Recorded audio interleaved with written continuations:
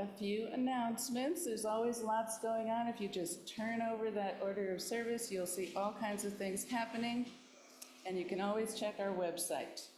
Today after the service, there's a getting to know you. We'd love to meet you and let you know what we're all about. And also for the young adults who are here for the picnic, it's going to take place in Parker Hall rather than the park, just to keep a little cooler.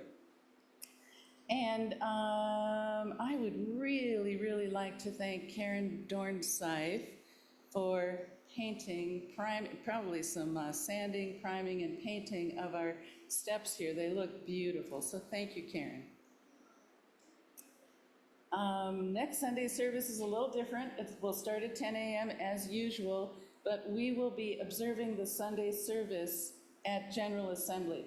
It is usually a just fantastic service with incredible music, incredible speakers.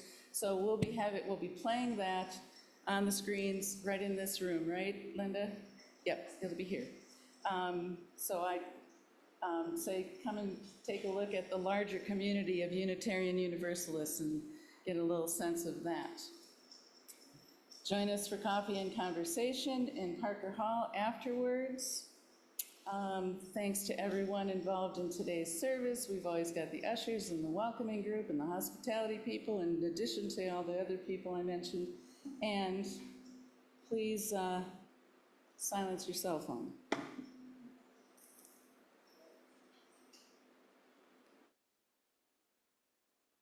When, in the course of human events, it becomes necessary for one people to dissolve the political bond which have connected them with another, decent respect to the opinions of mankind require that they should declare the cause which impels them for the separation. The current administration of the United States of America has repeatedly violated the rights of certain of its citizens and peoples and usurped the autonomy of one or more of its member states and largely ignored the established perimeters of its powers. It has, without the consent of the governed, severed ties with long-standing allies and jeopardized alliances created to protect this planet and its peoples. Accordingly, we gather today to determine a way forward, to strengthen our resolve to work for the autonomy and dignity of all citizens and visitors, and for the perpetuation of the evanescent ideals of equity and justice. We have no intention of taking up arms. However, we do firmly resolve to voice objections loudly and clearly, wherever they can be required, and to enlist the support of others in our efforts to restore the dignity and integrity of the United States of America. Therefore, we will sign petitions, join demonstrations, write letters, and work to unite the peoples who live in these United States in efforts to make this country viable and valued, an essential component of the world community. Thank you, Mim. Please join me in saying our affirmation. Love is the spirit of this congregation, and service its call. This is our great covenant, to dwell together in peace, to seek the truth in love, and to help one another. So check out who's sitting next to you and have a conversation, get to know someone that maybe you don't know, and give them a hand.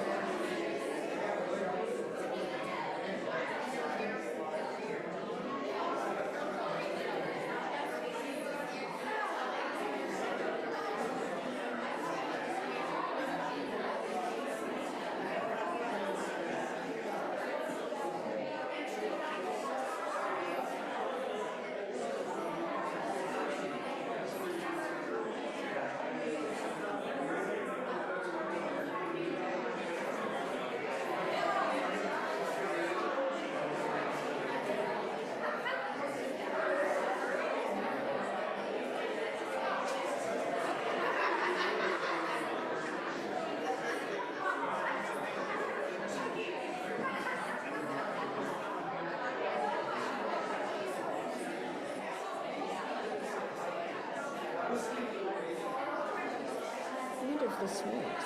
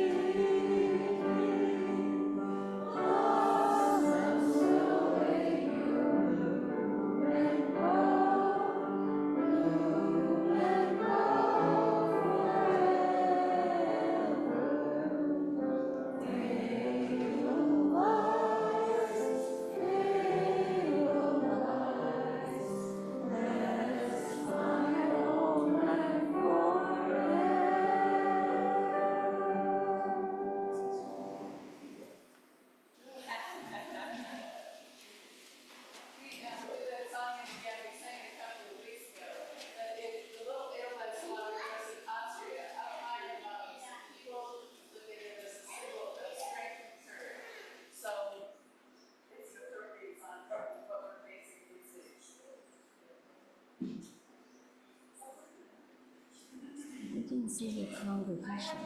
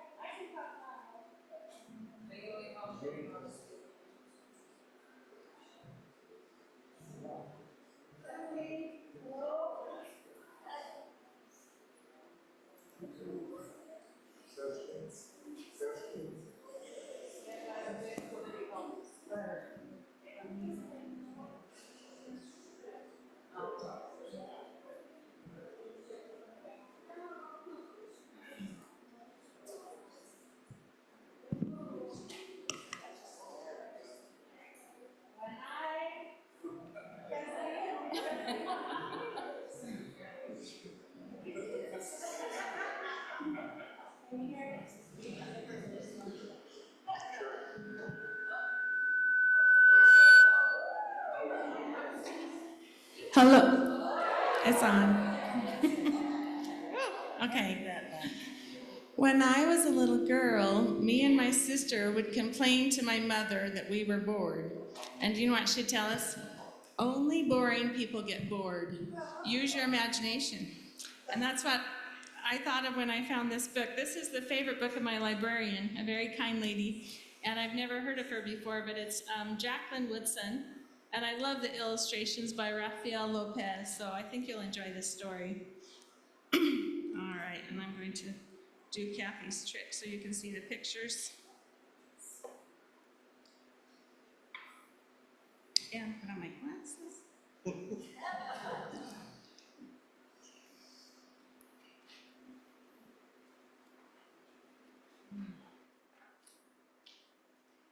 That was the year we learned to fly. That was the spring when the rain seemed like it would never stop and we weren't allowed to go outside. Use those beautiful and brilliant minds of yours, my grandma said. Lift your arms, close your eyes, take a deep breath, and believe in a thing. Somebody, somewhere, at some point was just as bored as you are now. So my brother and I closed our eyes, and for the first time, we weren't stuck in our apartment anymore. We were flying over the city we'd known our whole lives, but it was suddenly different, exploding with every kind of flower we'd ever dreamed of growing. That was the summer we learned to fly. When my brother and I couldn't stop fighting, we argued and frowned and made silent promises to never speak to each other ever again. My grandma said, "Lift your arms, close your eyes, take a deep breath, and stop being so mean about everything. Somebody at some point was just as mad as you are now." And so we did. And as the soft wind took us out over the city and past the windows of kids who hadn't yet learned to fly, my brother and I, reached for each other's hand, flying and diving and laughing and leaving all of our mad far behind us. That was the autumn we remembered we didn't have to be stuck anywhere anymore. My grandma had learned to fly from the people who came before. They were aunts and uncles and cousins who were brought here on huge ships, their wrists and ankles cuffed in iron. But my grandma said, "Nobody can ever cuff your beautiful and brilliant mind." So our people learned to fly, she said. They dreamed of being free and made it happen. They also closed their eyes and flew away home. So lift your arms, close your eyes, and remember somebody somewhere at some point had to figure out how they could fly.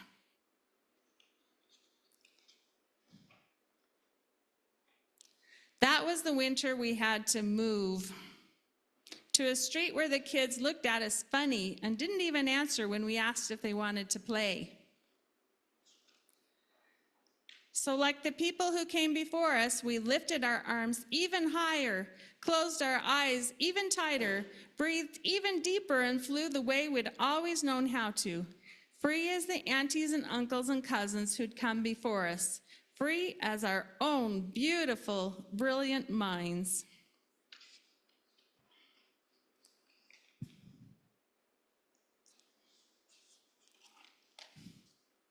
For a long time, the kids on the playground watched us. Then one by one, they lifted their arms. One by one, they too learned to fly. So today, instead of making a bridge, I thought that we could fly to RE. Do you want to fly with me, Ocean? All the way out the door? Thank you for listening. Or we could just walk.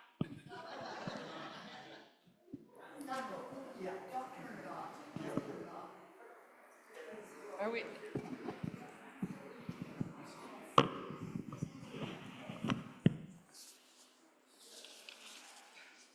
Go now in peace. Go now in peace. May the spirit of love surround you everywhere, everywhere you may go. Fly away, but come on back.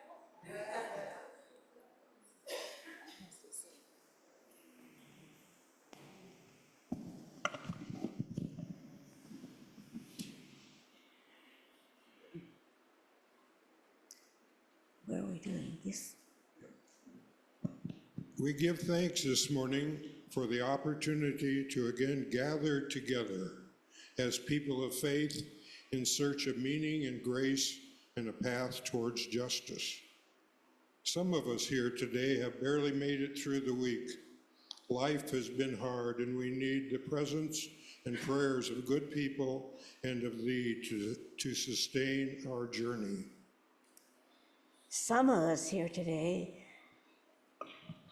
have arrived excited and curious, looking for new ideas and new opportunities to connect and build something grand and beautiful.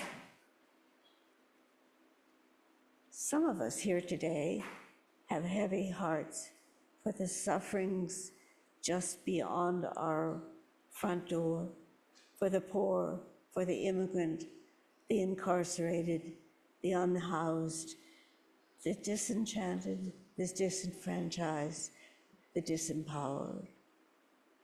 We gather this morning as Unitarian Universalists, seeking freedom and liberation for ourselves and for all people. We gather to be co-creators of a sacred space, together guided by the deep values of our faith. We recognize that faith like ours needs to be enacted. It needs to be lived in action. We know that freedom for one of us needs the freedom for all of us, that the freedom of our faith community needs the freedom of all faith communities. We hear our own cries for relief amid our struggles, which are mingled and blend with the cries of immigrants like those who built this city years ago, and the immigrants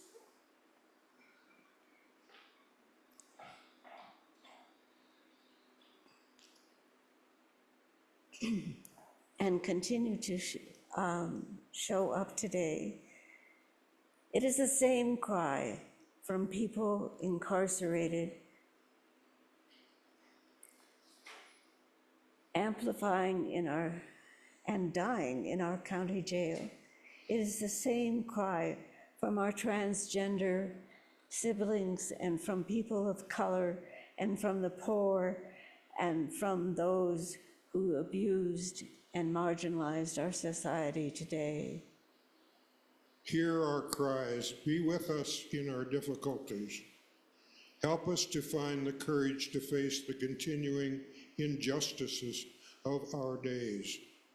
Help us to reach out from our own heartbreak and become partners in the transformation of our world. Help us to know, despite the messy complexity of life, that we do not struggle alone, that liberation is possible, and that hope is a powerful response in the face of what seems impossible.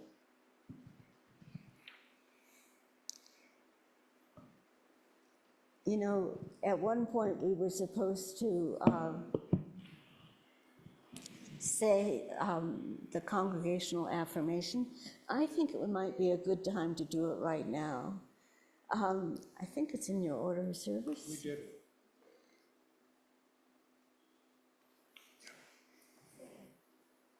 Love is the spirit of this church. We already did it, but we can do it again. I think it's worth saying twice. Love is the spirit of This church congregation, and service is called. This is our great covenant to dwell together in peace, to seek the truth in love, and to help one another. So we've come to the time in our service where we walk our talk, where we give to others. We have a shared plate program here where every 2 months we share our congregational donations, our donations we do on Sundays with a nonprofit agency. This month we are doing the local community kitchen. We also work there the first Friday of the month, so if you're interested in doing that, you can get in touch with Sue Matthews and Sherry Farrar. And we usually have a little fun afterwards too. But they are a great organization. They help the homeless. They allow conversation in addition to just meals. They have other things they provide to people who are in need. It's a great local community organization. So please give generously. Would you like your water? I'd like something stronger. No, thank you.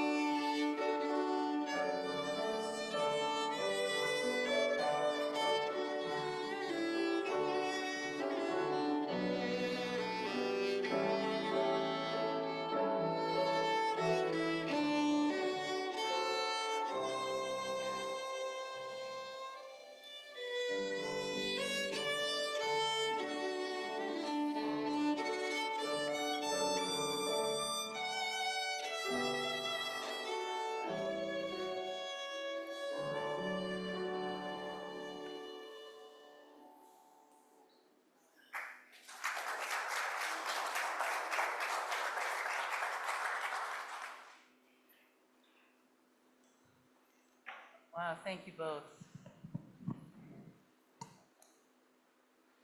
I'll try it. This is for me.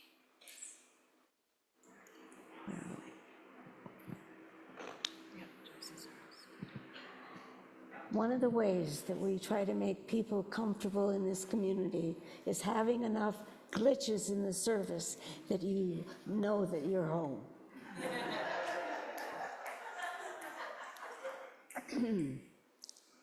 So what do we do now? Each week, we give ourselves a chance to share some of the things that are great and some of the things that are scary about our lives. We call it joys and sorrows. If you have a joy or sorrow or some ambiguous thing in between, please raise your hand. Kathy will bring you a microphone and you can share it with the rest of us. And we'll help you get through. And please say your name.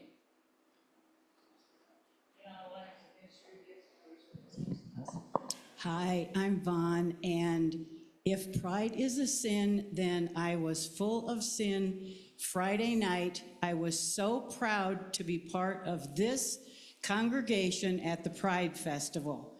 It was the highlight. I mean, Thursday night was wonderful with Ryan and Claire, but Friday night was so fabulous. There were families there with their children. There were grandparents supporting their trans kids. There were indigenous people discussing trans situations. It was fabulous, and I'm so proud to be part of this congregation. Thank you, Dawn, and let's follow all those people that attended and we thought about those people who see the world in a different way, and we don't always understand and we don't always honor them. So hold them in your hearts. I'd like to second that. Those people spend most of their life either in fear or very self-conscious. That is a day when they don't have to. It's a great day. Thank you for seconding that, Fred, and let's continue to hold those folks in our hearts. Roger. Hi, it's Roger and Jan. So yesterday we had our 5th wedding anniversary and we went whitewater rafting and it was wonderful. And then, as some of you may remember, we brought our niece to church here at one time, and she's an adopted African-American girl and grew up in St. George, Utah. She was born in Louisiana. And thank you. Her birthday she'd be 23 on July. And we found out last night that she had passed at 23. So we're sitting in the back. We hold you and Jan in our hearts, and her family and all those people that loved her.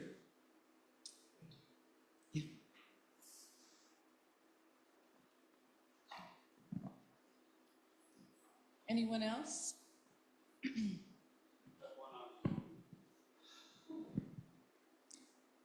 Yeah, our youngest son, Dan, has his 43rd birthday today, so we'll be having lunch with him later. And also keeping your thoughts, our brother-in-law, Dennis, in Florida, who had a serious medical situation this week, but the outcomes and the prognosis are excellent, so we have concern, but also a joy that things are going well. Joys and sorrows, they sort of come together sometimes. We hold you all in our heart. Anyone else down here that has a joy or a sorrow? Or on Got Zoom. one up on Zoom. Mickey? From Fran Green. My brother is in intensive care in a hospital in Virginia following a fall. Let's hold Fran's brother in our hearts. Send him some love. Anyone else? For all those, There's one over there.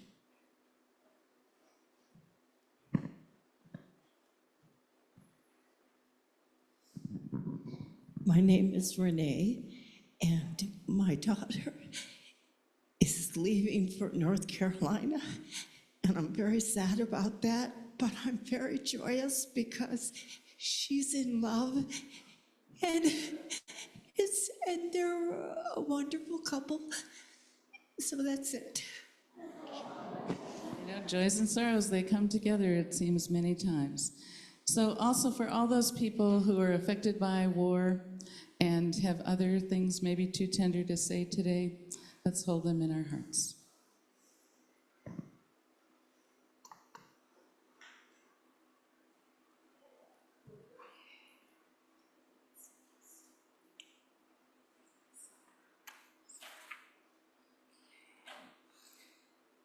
Let's take a moment and get yourself comfortable.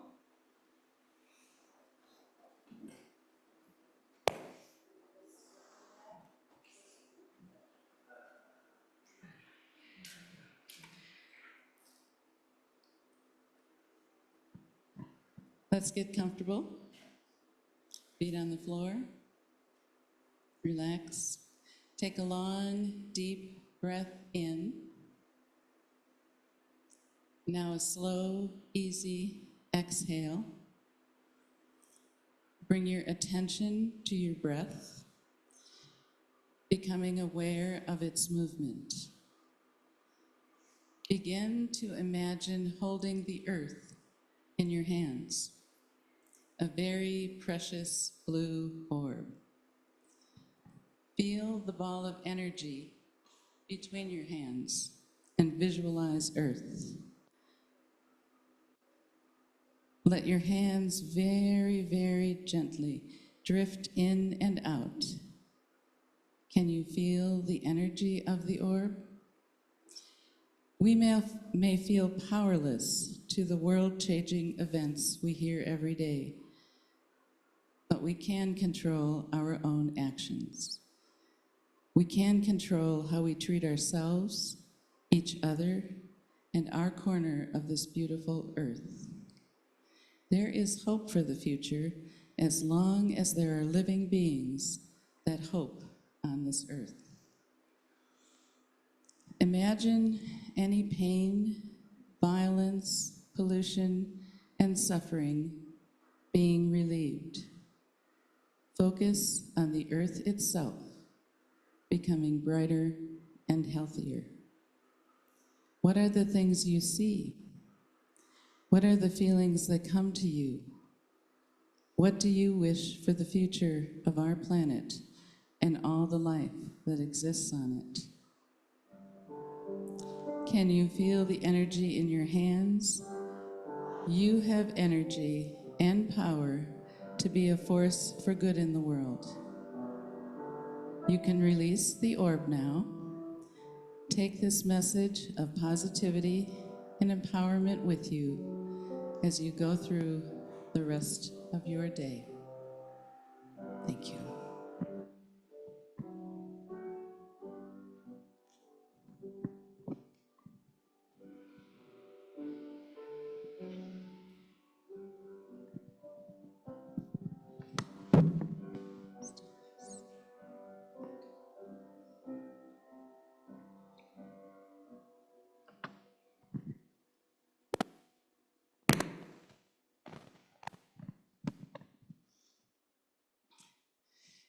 When we attend Worship Associate School, we learn not to tell the story of the story, not to explain how we got to the reflection, but just to tell the reflection, just to do the reflection itself, because it speaks for itself. But I'm going to break that rule today because how I got to this reflection is important. I know that a lot of you were involved in the small group ministry over the last year. This past month, we've been exploring freedom. We use the Soul Matters packet, which contains enough material for 6 months. There's poetry, quotations, YouTube links, movies, music selections, and links to numerous articles. I was trying to find what resonated for me when I found a link to a New York Times interview with Curtis Yarvin. How many of you have heard of Curtis Yarvin? I had just heard of him 2 weeks before in an interview that Heather Cox Richardson had done with a tech journalist. He talked about this guy who has a dark plan for the world. Yarvin had grown up in Washington, D.C. with 2 federal employee parents and gone to Brown and Berkeley and then worked in Silicon Valley. Probably had too much time on his hands, and he started to develop his neo-reactionary views, something called dark enlightenment. This is an anti-democratic worldview, but it goes deeper and has the following of many current billionaires, tech bros, and politicians, including the 2 at the top. Think if Marge Piercy had written The Handmaid's Tale, not only written it, but also believed in its value for the world, crafted a blueprint, and then found investors and collaborators to make it happen. Yarvin's views would have the cognitive elite, or those rich tech bros, rule the world. There would be freedom cities where we would be customers, not citizens. Constant surveillance. It's a dark, cruel world where if you're in the underclass, you might just become biofuel. One of the tenets is rage, retire all government employees. We've already seen that kind of destruction. I wish this was all an illusion, a fairy tale, but it's not. So having learned of this, I decided to talk about it at my small group. I felt people needed to be aware, and I went into detail, which I will do no more of here today. And when I finished, I felt horrible. I felt like this tale of an ugly future dropped with a thud.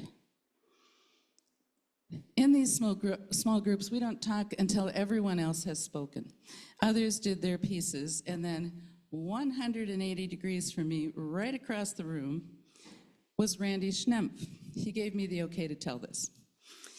He was writing of a future 180 degrees different from what I had just spoken of. It was a world of clean air and clean water and housing and food and medical care for all and compassion and caring and generosity.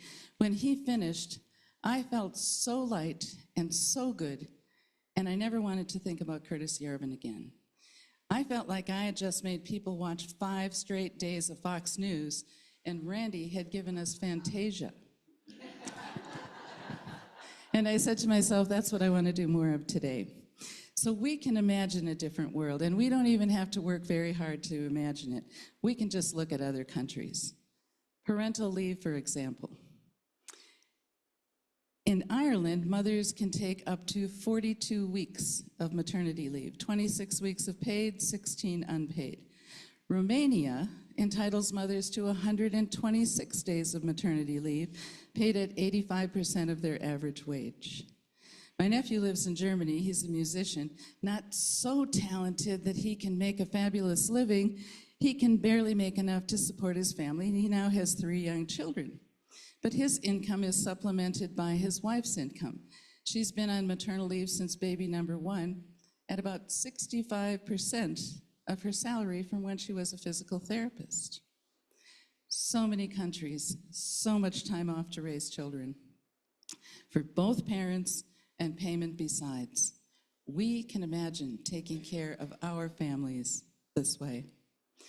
I lived in Germany for almost 2 years, 28 years ago, so some things have changed, obviously.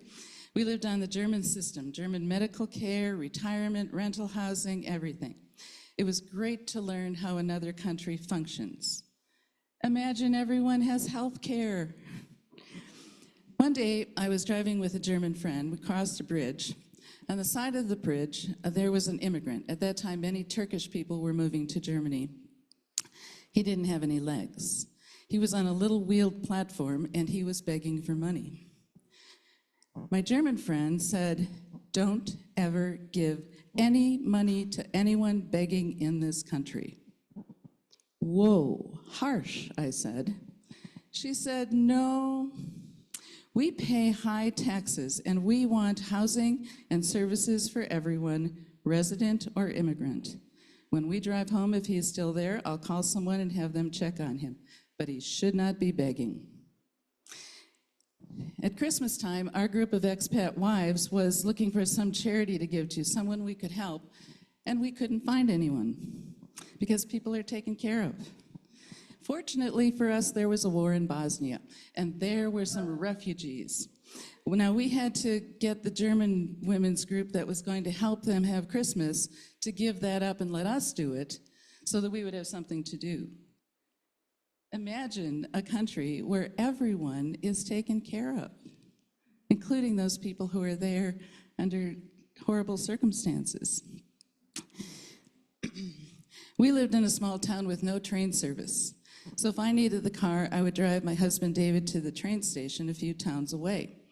One day we got there and the parking lot was blocked off for renovation. We came back a few weeks later, still blocked off. A few weeks later, still blocked off. What the heck, I said to my German friend, how can a little parking lot take this long? Where's that German efficiency? Just wait, he said. When the parking lot was finished, it was an amazing sight. It had been constructed with paving stones. The area for a car had the bricks going one direction, and then the outline of the parking space was a different direction and a slightly different color. It was beautiful. My friend said, and I heard this a lot, we pay high taxes, and we expect high quality, beautiful work that lasts a long time and preserves our crafts. Also, it's permeable, so water doesn't run off and create flooding, like an asphalt parking lot would. Beauty, permanence, preservation of crafts, environmentally conscious. Those were the values, and they were willing to pay for them. I can imagine our country working that way, can't you? In the grocery store, I searched for organic produce, and I couldn't find anything labeled that way. Asked a friend and was told that all the produce is biologisch, I'm not saying that right, all produced with high organic standards. And as one departed the store, people could remove excess packaging because the store and the producers were responsible for recycling the packaging. We were also given a 32-page booklet on how to recycle everything. That's Germany.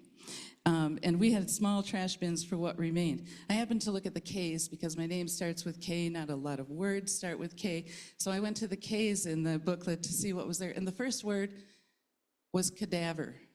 And I thought, holy crap, these Germans are really efficient. They really.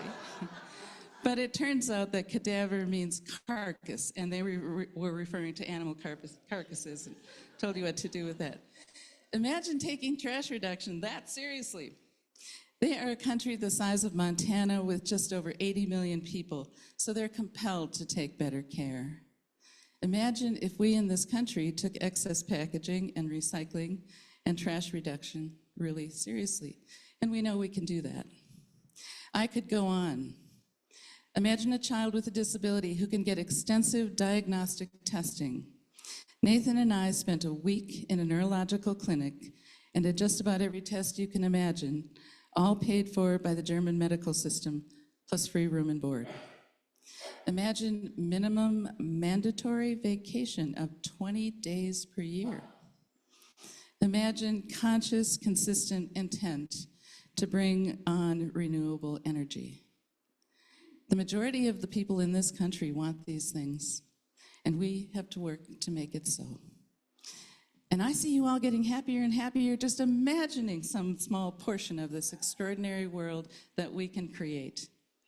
May it be so.